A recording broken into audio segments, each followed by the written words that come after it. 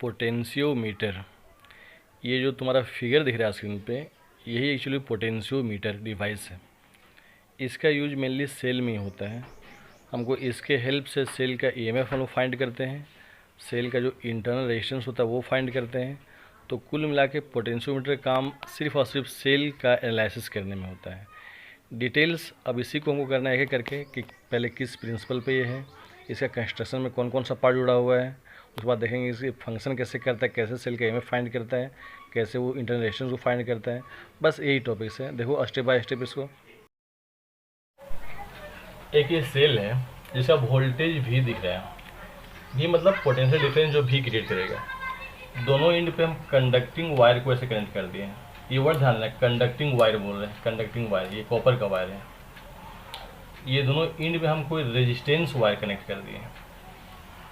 समझ में आ रहा होगा, conducting wire, resistance wire. Conducting wire जिसका रेजिस्टेंस बहुत ही कम, लगभग नेग्लिजिबल होता है। रेजिस्टेंस अगर हो जाएगा तो जब करंट फ्लो होगा तो वोल्टेज ड्रॉप होगा। लेकिन ये कंडक्टिंग वायर है, रेजिस्टेंस नेग्लिजिबल है, मतलब कोई वोल्टेज ड्रॉप नहीं कर रहा है। ये रेजिस्टेंस वायर है। जनरली ये मैग्नीन या क्या बोलते हैं उसको, कॉन्स्टेंटन, ये सब चीज़ का बनता है जिसका रेजिस्टिविटी हाई होता है। तो ये हो गया तुम्हारा रेजिस्टेंस वायर, ये हो गया कंडक्टिंग वायर। ठीक है, ये समझ में आ गया।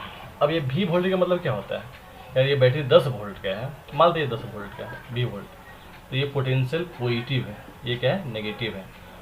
जितना पॉजिटिव पोटेंशियल है उतना ही यहाँ पे अपीयर हो जाएगा, एकदम एग्जैक्ट वही। ऐसा मान चलो अगर ये 5 वोल्ट है, ये -5 वोल्ट है, एग्जैक्ट 5 वोल्ट यहाँ पे अपीयर होगा। क्यों होगा, ये कंडक्टिंग वायर है, कंडक्ट करेंट तो फ्लो होगा लेकिन रेजिस्टेंस नेग्लिजिबल है, कोई वोल्टेज ड्रॉप नहीं होगा। इसलिए जितना पोलरिटी स्ट्रॉन्ग यहाँ पे है वही स्ट्रॉन्ग पोलरिटी यहाँ पे आएगा। ये नेगेटिव, अगर ये -5 वोल्ट था तो वही यहाँ पे आएगा एग्जैक्ट वायर। यहाँ पे क्यों आ गया, समझ में आ गया, चूँकि ये कंडक्टिंग वायर है। लेकिन लफड़ा यहाँ पे है, ये तुम्हारा रेजिस्टेंस वायर है। अब करंट फ्लो होना स्टार्ट होगा। अब हम इसको फिलहाल ऐसे मान लेते हैं, ये जो भी वोल्ट है तो यहाँ पे 10 वोल्ट था, ये 0 वोल्ट था, पोटेंशियल डिफरेंस 10 का हो गया, या 5 वोल्ट -5 वोल्ट 10 का हो गया। तो इसको अच्छा समझने के लिए मान चलो यहाँ पे पोटेंशियल भी है और यहाँ पे 0 है, मतलब 10 वोल्ट यहीं पे है और 0 वोल्ट यहाँ पे है। ये भी का भी पूरा का पूरा यहाँ पे आया है, 0 अगर यहाँ पे लिए तो 0 का पूरा यहाँ पे आया, कोई ड्रॉप नहीं हुआ, कहीं पे नहीं हुआ। क्यों नहीं हुआ, बार बार बोल रहे हैं, ये तुम्हारा कंडक्टिंग वायर है। अब भी पोटेंशियल यहाँ पे आ गया 10 वोल्ट। एग्जाम्पल लिख चल रहे हैं, जैसे ही करेंट फ्लो होना स्टार्ट होगा, हम जानते हैं ओम बता चुका है, V=IR। अगर हम रेजिस्टेंस के लॉन्ग करेंट को फ्लो करवाएंगे तो वोल्टेज ड्रॉप होगा।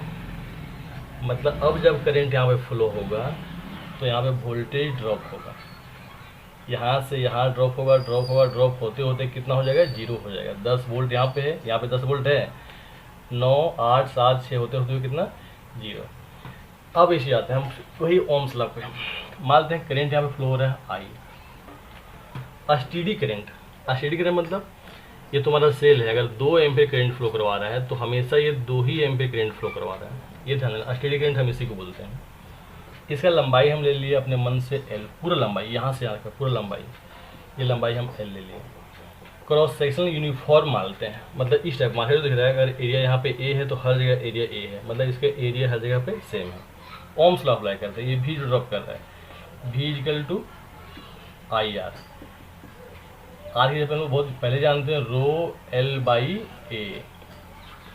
भाई भी क्या है यहाँ पे, ये जो पोटेंशियल यहाँ से लेके यहाँ पे ड्रॉप कर रहा है उसको हम बोलते हैं भी, potential drop across the end of conductor, मतलब पूरा कंडक्टर में कितना पोटेंशियल ड्रॉप किया है। अब इसमें तो कौन कौन टर्म कांस्टेंट, हम क्या बोले, I स्टेडी करंट है, मतलब 2 एम्पीयर है, हमेशा के लिए 2 एम्पीयर है। रेजिस्टिविटी है, अगर ये कांस्टेंट या मैग्नीन का वायर है तो यहाँ पे रो का वैल्यू जितना उतना हर जगह पे रो का वैल्यू सेम बना हुआ है। एरिया यूनिफॉर्मली, ये सब तुम्हारा कांस्टेंट हो गया। तो अगर ये कांस्टेंट हो तो हम बोलते हैं V=L। बहुत बड़ा इंपॉर्टेंट फॉर्मूला आ गया ये, कि लंबाई जितना ज़्यादा होगा पोटेंशियल ड्रॉप उतना ज़्यादा करेगा। हम यहाँ से इतना बात करते हैं, कभी लंबाई इतना है, पोटेंशियल ड्रॉप करेगा कुछ नहीं, यहाँ 10 से घट के यहाँ पे 8 हो जाएगा। कुछ ज़्यादा होगा तो 8 से 10 से घट के यहाँ पे 8 हुआ, मतलब 2 घटा। लेकिन अगर लंबाई हम ज़्यादा लेते हैं तो अब ये 4 घटेगा 6 घटेगा, इस टाइप से होगा। इसका मतलब ये हो रहा है कि potential drop across the end of conductor, length of conductor is proportional to length. यही तुम्हारा है principle of potentiometer, principle of potentiometer जो तुम्हारे नोट्स में लिखा हुआ है। प्रिंसिपल ऑफ पोटेंशियोमीटर आ गया, समझ में आ गया। बस इतना ही स्टेटमेंट जानना है। फॉल ऑफ पोटेंशियल क्या लिखा नोट्स में, fall of potential across any portion of the resistance wire is directly proportional to the length of wire. ये भी का मतलब क्या, फॉल ऑफ पोटेंशियल। इसको फिर अभी आप खत्म नहीं हो गया, समझा ही रहे हैं इसको। अब इसे देना यहाँ से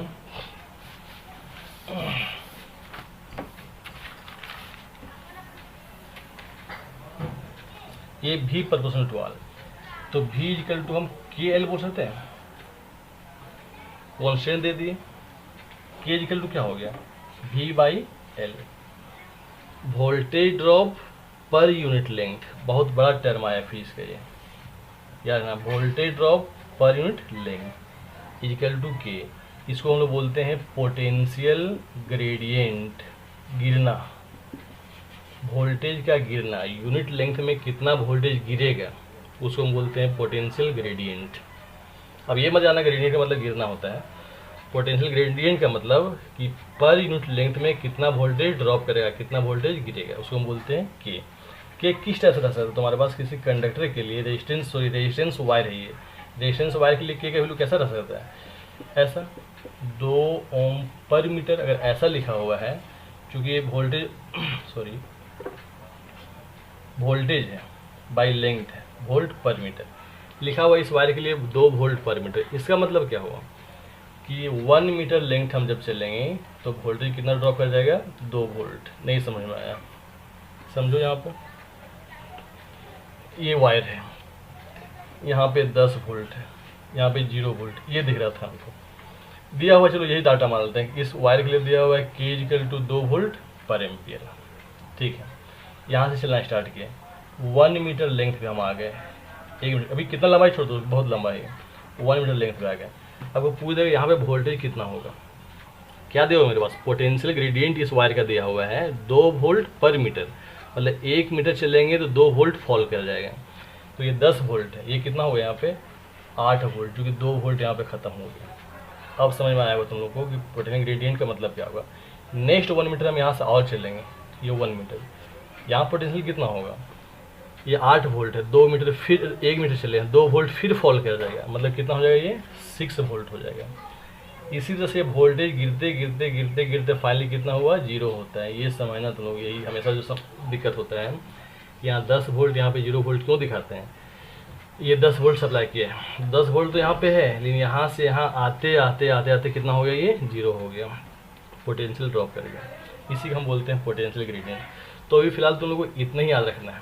पोटेंशियोमीटर में प्रिंसिपल क्या होता है, भी प्रोपोर्शनल टू लेंथ। लंबाई जितना ज़्यादा होगा पोटेंशियल वहाँ पे उतना डिफरेंस, पोटेंशियल डिफरेंस उतना ज़्यादा होगा। देखो यहाँ पे ये 1 मीटर लेंथ लिए तो पोटेंशियल डिफरेंस 1 मीटर लेंथ लिए तो पोटेंशियल डिफरेंस कितना आ रहा है, 2 वोल्ट का। ये अगर 2 मीटर हम लेते हैं, 2 मीटर, तो पोटेंशियल डिफरेंस कितना रह रहा है, 10 में से 6 कितना जाएगा, 4 वोल्ट का। मतलब लंबाई जितना गुना हम बढ़ा रहे हैं पोटेंशियल का ड्रॉप उतना ज़्यादा हो रहा है। ये मत बोलना लंबाई जितना ज़्यादा है उतना ज़्यादा वोल्टेज बढ़ जाता है, ड्रॉप उतना ज़्यादा हो रहा है। यहाँ पे 2 ही वोल्ट ड्रॉप हुआ था, 10 था मेरे पास 8 मिल गया, लेकिन हम 2 मीटर लेंथ चले, 10 वोल्ट था, अब यहाँ पे हमको कितना मिला है, 6 वोल्ट मिल रहा है। ये जो टर्म है तुम्हारा पोटेंशियल ग्रेडियंट।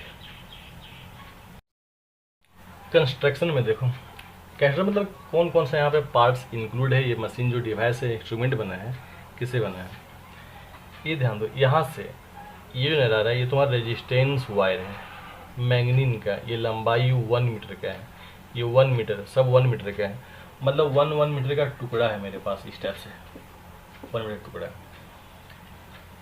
हमको चाहिए था 10 मीटर लंबाई लेनी चाहिए था। अगर हम 10 मीटर लंबा लाइन यहाँ से खींच देंगे तो वायर बना देंगे इतना बड़ा, तो ये मशीन भी 10 मीटर लंबा बन जाएगा।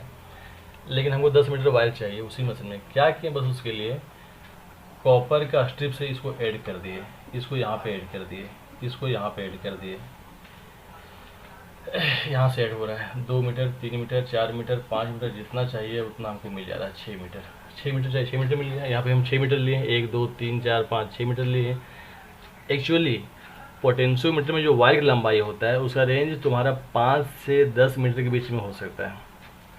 जितना ज़्यादा ये टर्न होगा, ये सेक्शन होगा, ब्रांच होगा, उतना मीटर होगा। एक है 1 मीटर का, इसका यूज है। लंबाई हम ज़्यादा क्यों लेंगे, 5 मीटर से ऊपर ही होना चाहिए, 10 मीटर तक ही चलेगा। हम फिलहाल लिए हैं पे 6 मीटर। कोई रिस्ट्रिक्शन नहीं कि 6 मीटर ही क्यों, 5 मीटर क्यों, कुछ भी ले, 5 मीटर से ज़्यादा कुछ भी होना चाहिए।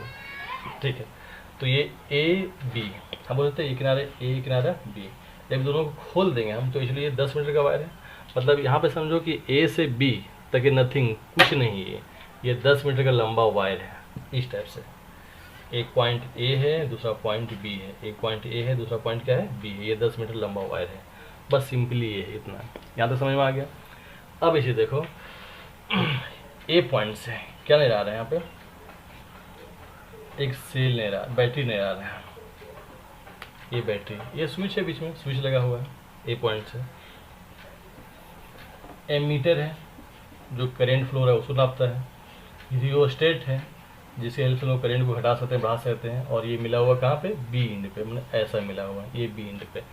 तो इतना जो लफड़ा यहाँ पे दिख रहा है उसको हम सिंपल ऐसा बनाने में कोई दिक्कत है क्या। एक क्लोज पथ बन गया, सर्किट बन गया। स्विच है यहाँ पे लगा हुआ, स्विच को ऑन करेंगे क्लोज सर्किट हो जाएगा, स्विच को ओपन करेंगे ओपन सर्किट है। ये बैटरी है, ये बी बैटरी है। यहाँ स्विच लगा हुआ था, ये स्विच है। ये बैटरी बी है। ये एमीटर जो करंट मापता है, और रियोस्टेट जो करंट को घटाएगा बढ़ाएगा। ये जो सर्किट मैंने बनाया है इसको लोग बोलते हैं प्राइमरी सर्किट। ऊपर ये जो सर्किट नजर आ रहा है, यहाँ से लेकर के ये पूरा जो नजर आ रहा है, ये तुम्हारा प्राइमरी सर्किट कहलाएगा, ध्यान देना।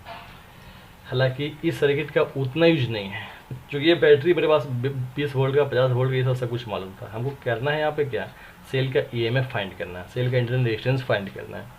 अब वो जो सेल है जिसका ईएमएफ फाइंड करना है उसको कहाँ पे रखें। देखो यहाँ से एक टर्मिनल ए से उस सेल को हम जोड़ दिए,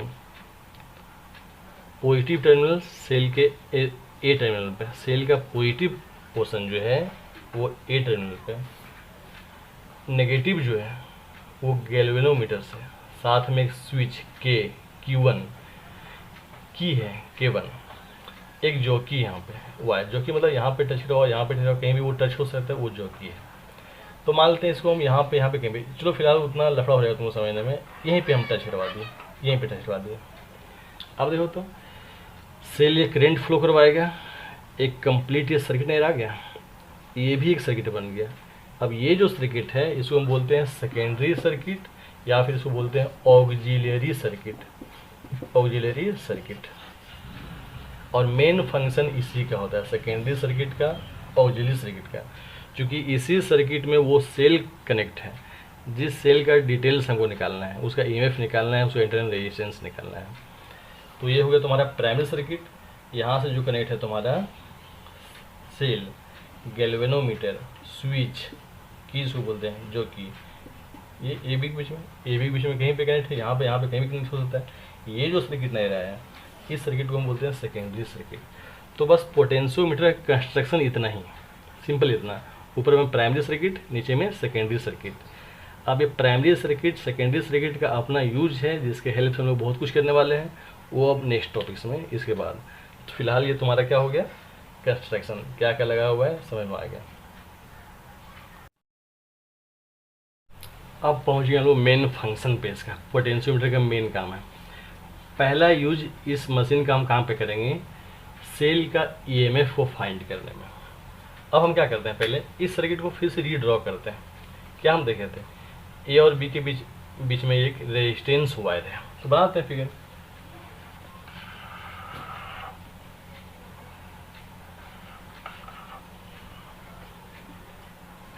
ये ए और बी रेजिस्टेंस वायर हो गया, 10 मीटर का था, 15 मीटर का था, 8 मीटर का था, जितना था उतना लंबाई हम बना दिया। फिगर ड्रॉ कर रहे हैं। ए और बी के बीच में क्या कनेक्ट है, ध्यान देना। ए की तरफ पॉजिटिव पोटेंशियल का सेल है, मेन है बैटरी का काम कि इसमें करंट को फ्लो करवाना। तो इतना ताम झाम फिगर हम नहीं दिखा रहे हैं, सिर्फ एक चीज़ दिखा रहे हैं यहाँ पे कि यहाँ पे हम बैटरी जोड़ दिए हुए, एक ही सेल जोड़ दें, उसको भी हम ख़त्म कर रहे हैं, एक सेल।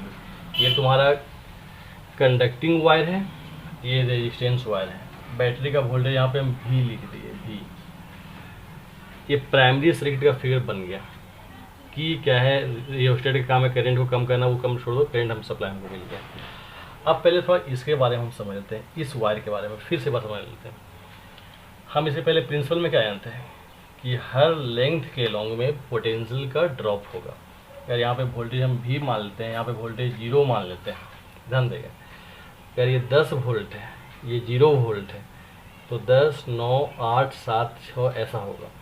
और हमको कितना लेंथ पे कितना वोल्ट ड्रॉप करेगा कैसे निकालेंगे? फॉर्मूला के पास क्या था? ये फॉर्मूला था, V = KX था, या KL मान लो, इसको चलो KL मान लेते हैं। K मतलब क्या था? पोटेंशियल ग्रेडियंट, जो ऐसा लिखा हुआ था तुम्हारे पास। K रहेगा 2 वोल्ट पर मीटर, 4 वोल्ट पर मीटर, 1 वोल्ट पर मीटर, ऐसा रह सकता है। अलग अलग वायर होगा तो अलग अलग वैल्यू होगा K का, ये कॉन्स्टेंट लिखा हुआ रहेगा। चलो इसी को मान चलते हैं कि K लिखा हुआ है 2 वोल्ट पर मीटर इस वायर के लिए। तो अगर लिखा हुआ K 2 वोल्ट पर मीटर, वो पूछ दे कि 2 मीटर में कितना वोल्ट का डिफरेंस हो जाएगा, तो 1 मीटर में 2 वोल्ट का है, 1 मीटर में 2 वोल्ट का, तो 2 मीटर में कितना का होगा? 2 × 2 4 वोल्ट का डिफरेंस हो जाएगा। मतलब इस वायर में अगर हम यहाँ पे 10 वोल्ट था, यहाँ पे 0 वोल्ट था, अगर हम 2 मीटर इधर चले गए तो 4 वोल्ट पोटेंशियल ड्रॉप कर जाएगा, यहाँ पे हो जाएगा 6 वोल्ट, ऐसा हो जाएगा, 4 वोल्ट खत्म हो गया। ये हो गया, यहाँ तो समझ में निकाले कैसे? K को मल्टीप्लाई की किससे? L से। K का वैल्यू हर जगह पे हमको मालूम है, L को अब पूछ दे यहाँ पे कि 10 मीटर पे कितना वोल्ट ड्रॉप होगा, तो L 10 पुट कर देंगे, K मालूम है, भी निकल जाएगा। बहुत सिंपल है, यहाँ तक पहुँच गया। अब लेकिन एक चीज़ और देख लो, जो मेन पॉइंट है ये समझ लो। यही कंडक्टिंग वायर में ये 10 वोल्ट था, ये 0 वोल्ट है, ठीक है। एक सेक्शन हम यहाँ पे लिए, यहाँ से यहाँ तक है, ये मान लेते हैं 8 वोल्ट हो गया। अब इधर छोड़ दो, सिर्फ इसको देखो, तो एक वायर नहीं रहा है मेरे पास, यहाँ पे 10 वोल्ट है, यहाँ पे 8 वोल्ट है, ठीक है। रेजिस्टेंस वायर था, कैसा काम कर रहा है ये? एक सेल का काम क्या होता है? सेल का काम होता है पोटेंशियल डिफरेंस को क्रिएट करना, किसी वायर में पोटेंशियल डिफरेंस क्रिएट करना। अगर यहाँ पे 2 वोल्ट है, यहाँ पे 1 वोल्ट है, पोटेंशियल डिफरेंस क्रिएट कर दिया ये, तो उसी तरह से ये सेल के जैसा काम कर रहा है। ये 10 वोल्ट है, ये 8 वोल्ट है, पोटेंशियल डिफरेंस क्रिएट कर दिया है। अगर हम कोई कंडक्टर को यहाँ पे कनेक्ट कर देंगे या बल्ब लगा देंगे यहाँ पे, तो ये बल्ब जल जाएगा। बल्ब क्यों जलता है? बल्ब तभी जलता है जिसमें करंट फ्लो हो। करंट कब फ्लो होता है? जब इसके इंड्स में पोटेंशियल का डिफरेंस हो। तो हम तो देख तो रहे हैं कि यहाँ पे 10 वोल्ट है, यहाँ पे 2 वोल्ट, 8 वोल्ट है, पोटेंशियल डिफरेंस है 2 वोल्ट का। मतलब ये सेल तुम्हारा, ये जो कंडक्टिंग वायर है, रेजिस्टेंस वायर है, एक सेल के जैसा काम किया, एक वैसा सेल जिसका पोटेंशियल 2 वोल्ट का है। समझना चाहिए को कि इस वायर का हर पार्ट अपने आप में एक सेल जैसा काम करेगा। उस सेल को हम वर्चुअल सेल, काल्पनिक सेल बोल सकते हैं। ठीक है, तो यहाँ पे हम बल्ब लगा दिए, एक वायर को यहाँ पे जोड़ दिए, ये बल्ब जल जाएगा। ये 20 वोल्ट 10 वोल्ट था, तो ये 6 वोल्ट हो गया, 4 वोल्ट कुछ भी हो गया, मतलब पोटेंशियल डिफरेंस हो गया, ये बल्ब जल जाएगा। तो ये जो वायर था तुम्हारा एक सेल का काम करेगा। यहाँ तक क्लियर है, समझना, ये सब पॉइंट अभी यूज होने वाला है। हाँ, तो कहाँ तक पहुँचे हम कि इस रेजिस्टेंस वायर का हर पार्ट एक वर्चुअल सेल का काम कर रहा है। हाई पोटेंशियल था, यहाँ पे लोअर पोटेंशियल था, ये क्लियर हो गया। अब ध्यान दो, कहना क्या है? To find EMF of cell. एक हम सेल लिए, इसका ईएमएफ कितना है वो फाइंड करना है, इस सेल को कनेक्ट करना है। यहाँ पे एक प्रिकॉशन लेना, बहुत जरूरी ध्यान रखना इस बात को कि इसके बारे में कुछ आइडिया है कि ये 1.5 वोल्ट 1.5 लिखा हुआ है। हमको जानना है कि 1.5 वोल्ट है कि 1.4 वोल्ट है कि 1.6 वोल्ट है, 1.2, मतलब जब भी वोल्टेज होगा तो इसी रेंज में होगा। हाँ, तो ये ध्यान देना कि अगर ये बैटरी जो सेल है तुम्हारा, सेल बोलो, इसका वोल्टेज इसी रेंज में कुछ हो सकता है, मतलब मैक्सिमम 2 हो सकता है। तब उस केस में ये ध्यान देना बहुत ज़रूरी बात है, ये जो तुम्हारा बैटरी का वोल्टेज है इस सेल के वोल्टेज से ज़्यादा होना चाहिए। ध्यान रखना क्या बोल रहे हैं, voltage of battery in primary cell should greater than EMF of cell, जो प्रैक्टिकल सेल है उसका ईएमएफ से ये ज़्यादा होना चाहिए। इंपॉर्टेंट पॉइंट याद रखना, क्वेश्चन को तुम्हारा क्वेश्चन भी हो सकता है ऐसा क्यों, इसका आंसर यहीं पे तुमको मिलेगा। ये क्वेश्चन को ध्यान में रखना है कि इसका बैटरी का वोल्टेज ये जो प्रैक्टिकल सेल है तुम्हारे पास, एक्सपेरिमेंटल सेल है जो तुम्हारे पास, इसके ईएमएफ से ये बैटरी का वोल्टेज ज़्यादा क्यों होना चाहिए। पहला बात ये ध्यान रखना। दूसरी बात ये ध्यान